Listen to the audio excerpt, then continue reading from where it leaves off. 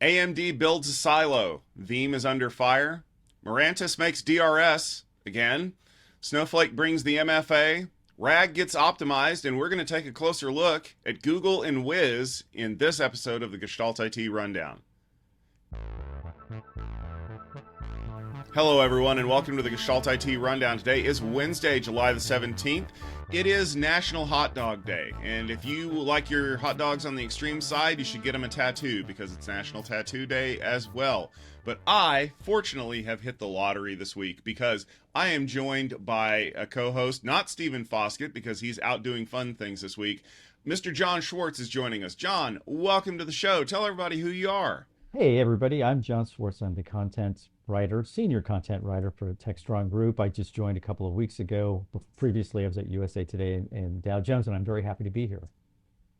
Well, we're very happy to have you here too. And unfortunately, as a journalist, you stumbled into the wrong show because this is the Gestalt AT Rundown, where we take an irreverent, snarky look at the news this week. But maybe you'll keep things fun around here. I know I need the help. Well, you know what? Actually, this is something I missed doing at the other places. I had to be buttoned up. I couldn't have any fun. I couldn't have enough fun. Now I'm having a lot more fun. Awesome. Well, let's jump into the stories for the week so we can get going. On Monday, a new company called Cerabyte debuted, claiming that they will revolutionize the secondary storage market with ceramic, laser-etched storage on glass. This startup was founded in 2022 and came out of the University of Vienna.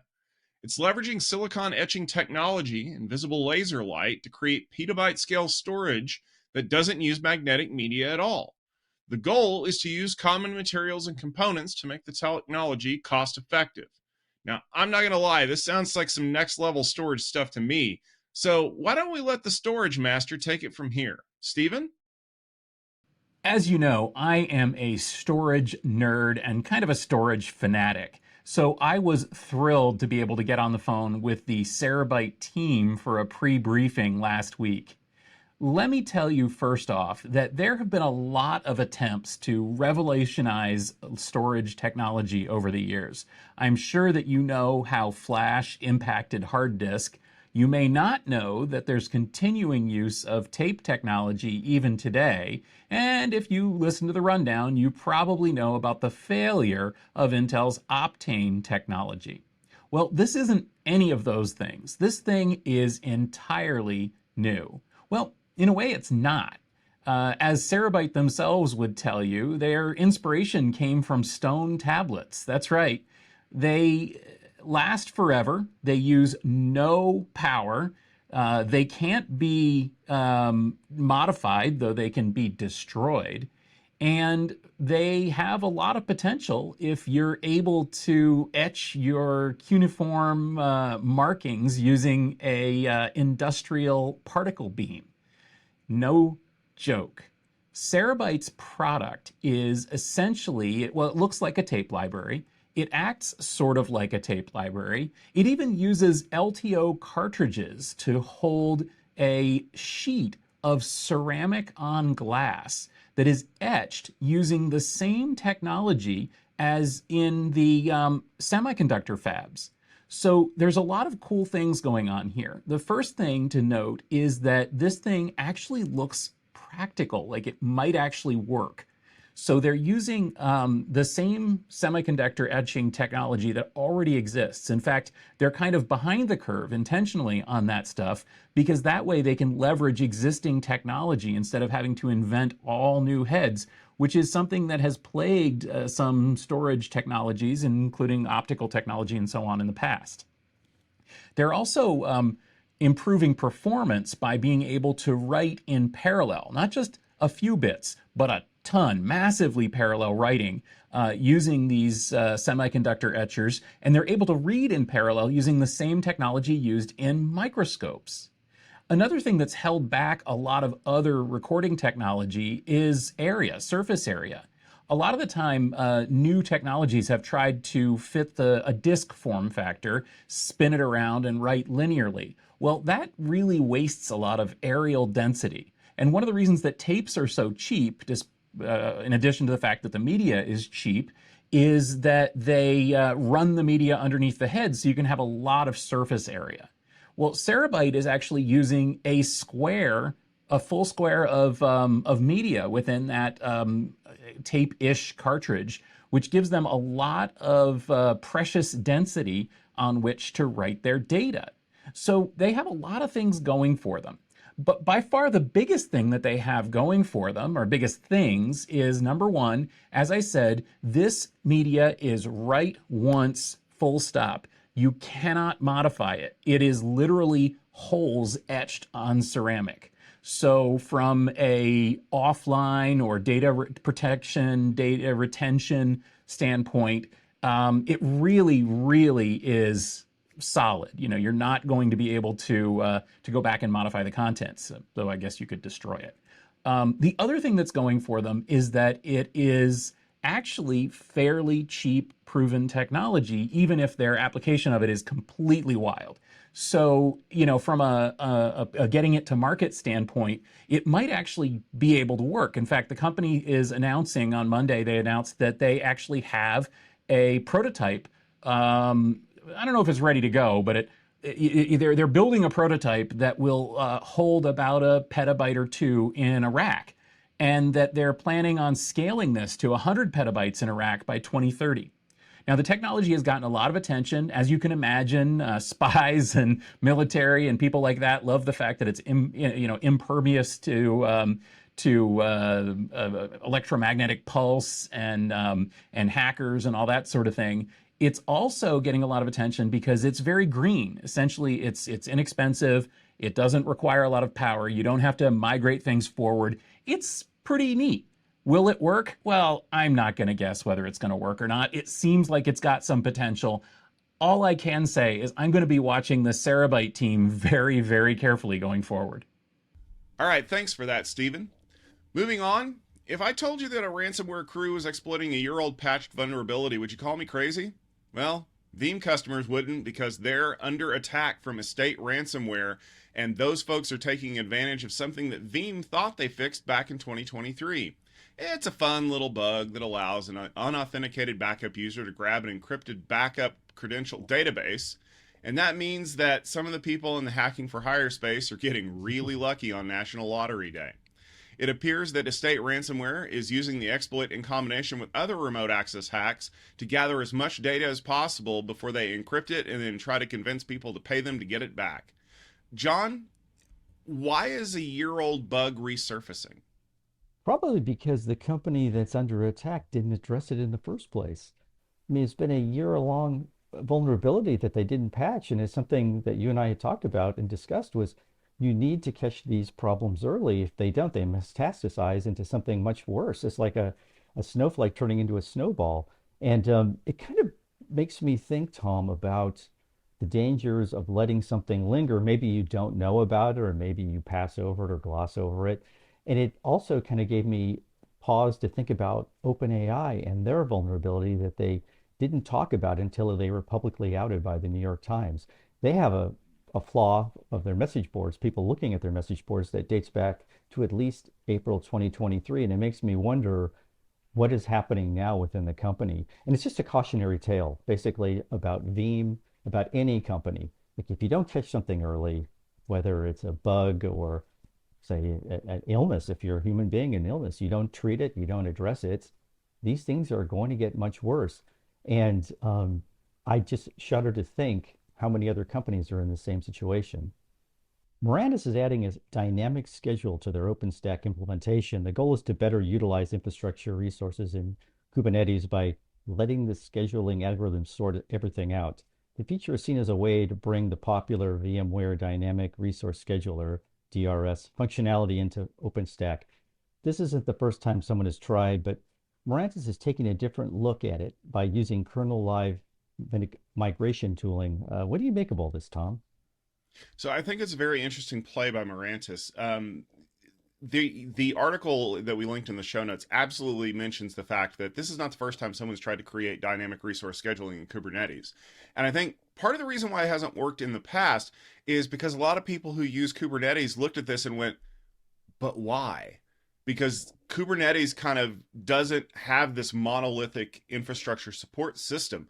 If I want to dynamically move things around, I don't move them. I destroy the container over here and I recreate it over on a different cluster, and it's done. Like there's no stickiness to it.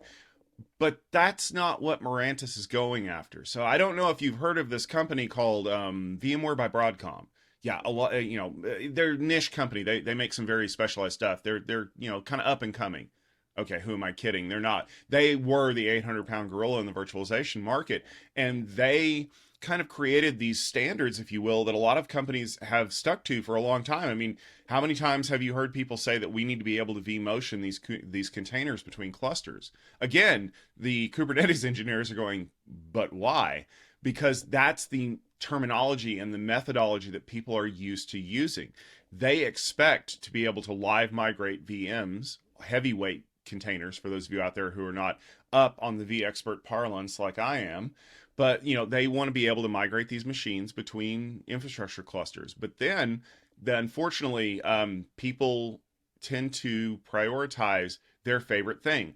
Fun fact, you can pick out most fake profiles on any system anywhere by looking at the number of birth dates that are January 1. Why? Because January 1 is the default month and day, and they just change the year so that they have a good spread of people. Likewise, what's everyone's favorite AWS instance? US East 1, because it's the default. So basically what they're saying is we're going to create this resource scheduler that allows you to, every once in a while, go move things off of the default instance that you keep putting stuff on. That only makes sense for people who are trying to migrate off of a system that had a dynamic resource scheduler and put it onto a system where they need to learn to break those shackles. So Mirantis is basically putting training wheels on any people that are migrating from VMware by Broadcom to Mirantis, and they're going to say, okay, we're going to let you do the things you've been doing before because that seems to be the most comfortable thing that you're okay with right now. And then we're going to teach you how to really use containers. So I expect that this is going to be a feature that is going to have some value, but it's not going to be a huge selling point for Mirantis once people have migrated their workloads and kind of relearned the way that Kubernetes works. But again, good on you, because if you can actually make it work this time as opposed to the other false starts that they've had, hey, I'll take a win any day. Regular listeners of the Rundown are no doubt familiar with the saga of Snowflake that has led to a number of customers being hacked, including Ticketmaster and, as of late, AT&T. The culprit, according to Snowflake, was a lack of multi-factor authentication on accounts. You may recall that I stated in my analysis of these exploits a few weeks ago that the solution was to have Snowflake make MFA mandatory on all accounts, right? Guess what Snowflake did last week? Yeah, they created a setting that allows admins to enforce MFA on all user accounts. In a stunning case of shutting the barn door after the horses have escaped, Snowflake is allowing the setting on local and SSO users, but of course they don't recommend it for service accounts because nobody ever hacks those, right? Nobody hacks service accounts. Users will be prompted to enable MFA the next time they log into the user interface if you decide to push this setting down. Now, I don't want to say I told you so to Snowflake, but I'm going to find a creative way to allow you, John, to tell them that Tom told them so. Tom told them so. And you know what? This is looking back at Veeam again. We have a kind of a consistent theme here, right? Kind of lack of diligence. You don't patch your vulnerability. You don't have two-factor, multi-factor authentication when logging in. These are simple things that probably shouldn't have led to much larger problems. I think we can even go back and think about what happened with SolarWinds. I think about the post office situation in the UK. I think of a situation in the US especially where we don't have like a national safety board for the internet or for cybersecurity. We do ostensibly. It's this independent organization that basically has no authority, no funding, and is run and sorts by members of big tech. So in a sense, it shows the clear lack of standards and accountability that we need in the cybersecurity community, especially given the growth and the propulsive nature of AI, where more data is going to be at stake. I mentioned in Veeam OpenAI, the reason OpenAI is going to become a target and is a target of hackers is that there's a great repository of data there. And this is going to happen to other AI companies. that collect data. And again, they've done this. Now we're in an era maybe of trust. I think we really are in an era of trust among the customers and consumers of AI. That's the next step. So these cautionary tales that we've mentioned regarding Snowflake and Veeam play into a larger, more paranoid storyline that I think is going to get worse unless we figure out a way to somehow get a partnership between the government and big tech. Yeah, that's going to happen, to oversee the security of our data. Retrieval augmented generation, or RAG, has been touted as the solution to AI hallucination. But conventional databases aren't well suited to being queried by LLMs. Vector search algorithms are a better way for large language models to interact with database engines, but the common BM25 was designed for search, not AI. Now, Qdrant has introduced the BM42 vector search algorithm, which promises to be more accurate and cost-effective for LLMs. What's your take on this bit of database news, Tom? I think it's important for people to understand that algorithms don't search for things the same way that people search for things. And because I know this because I'm currently dealing with my father-in-law who can't search through his email to find something. He just scrolls through pages of emails looking for a thing that he thinks might have happened around this time. Whereas me, as someone who's a little bit more computer savvy, knows that if I go to the search bar and I type in some of the keywords or I type in a date, it will narrow the field so that I'm not looking through as many things, right? AIs don't search like that either. So whereas I would look for something extremely specific by putting in a keyword, what an algorithm is looking for is maybe some more semantic pieces. They're looking to pull in some additional results and try to do some inferencing on them and things like that, which means you don't write SQL queries for that, folks. I will say that in last week's networking field day, we had an amazing presentation from Selector AI. If you go to techfieldday.com or you go to youtube.com/techfieldday, just look for the video from Selector AI that's literally labeled query problem. And basically what it was one of the presenters from Selector AI, Nitin, was trying to explain how we take keywords out of a natural language statement and force them into SQL statements to be able to look up information in a database, right? That's us providing an input for an LLM to go find something. That's inefficient. If there was a way for the LLM to be able to pull that query and ingest that data, but also do it in a way that doesn't require them to load the entire database into memory to do that, that is way more advantageous for the compute resources that we have. Because one of the things that is the most expensive piece of any AI cluster that you're going to build is the high bandwidth memory that's used for inferencing. Guess what? The more of that you use with junk data, the less efficient it becomes and the longer it takes for those search results to get back. And if you don't think that the search times matter, just click on something and then don't pop up any kind of like scroll wheel or something like that as your AI is working in the background. And I guarantee you're going to have a lot of angry users. So for a company like Qdrant to say, well, here we're going to optimize for a vector search that is machine optimized, not people optimized, says that they are understanding that the majority of these searches now are being executed by algorithms, not by people. So they need to optimize the algorithms to work with the machines that are doing the work. And that is going to lead to reduced costs. That's going to lead to hopefully reduced resources. I don't need to buy quite as big of a cluster. And of course, the hope is that you take some of those savings and you use them to invest in our products so that we can make you more efficient. So I'm actually kind of curious to see how that works out. But definitely check out the show notes because there's an amazing TechStrong article about this that you're going to want to check out. It gives you a lot more overview of it. All right, I kind of hinted at it at the very first story of this episode, but we need to take a closer look at the biggest story of the week that actually broke on Sunday, because Google is about to make their biggest acquisition ever, at least at the time of this recording. According to a report that was published in the Wall Street Journal on Sunday, Alphabet is making a bid to purchase security company Wiz for $23 billion. Wiz has spent the last 4 years developing a cloud security platform that has detected some pretty big problems in a number of providers, including one in Microsoft Bing. People still use Bing. Google is finding itself increasingly under fire from a variety of attackers. The move comes as Google is facing some antitrust charges, potentially, from the Department of Justice. Oh, and there was another acquisition that we were thinking was going to happen where they were going to buy HubSpot. But now it appears, that meme where the girl's walking down the street and the boyfriend's looking at that, like that is now like Google and HubSpot and Wiz.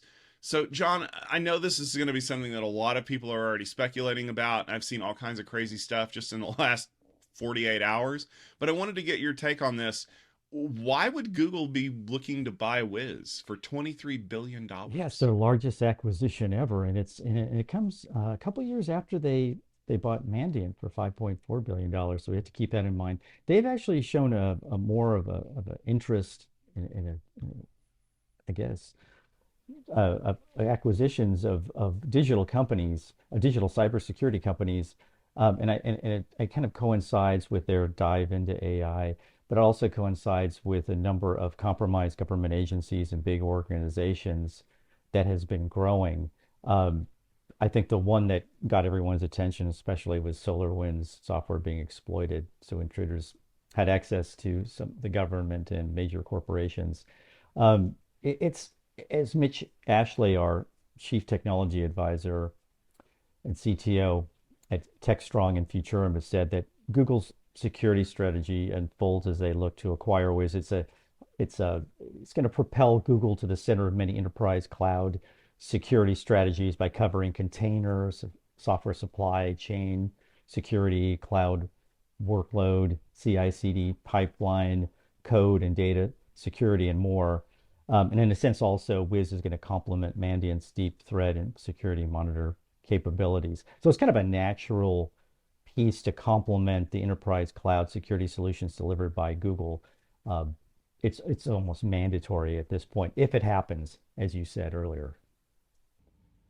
I'm kind of at the point where we've seen some of these acquisitions take a little bit longer to pan out, but I think that this is a big one. There's enough rumor going on that this one's probably going to happen, but I think you're spot on. This is going to propel Google up the chain. They're not going to overtake one or two. Like they can't eclipse AWS or Azure currently.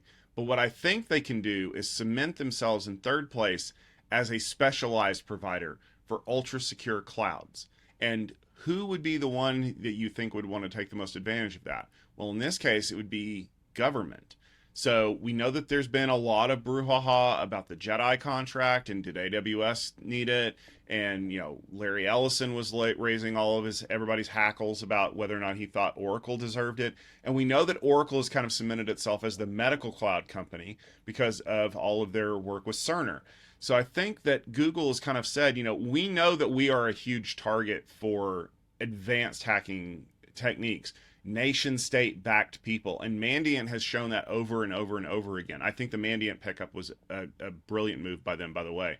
But now you've got to take the intelligence that Mandiant offers and you've got to operationalize it. And I think that's what Wiz gives them the capability of doing.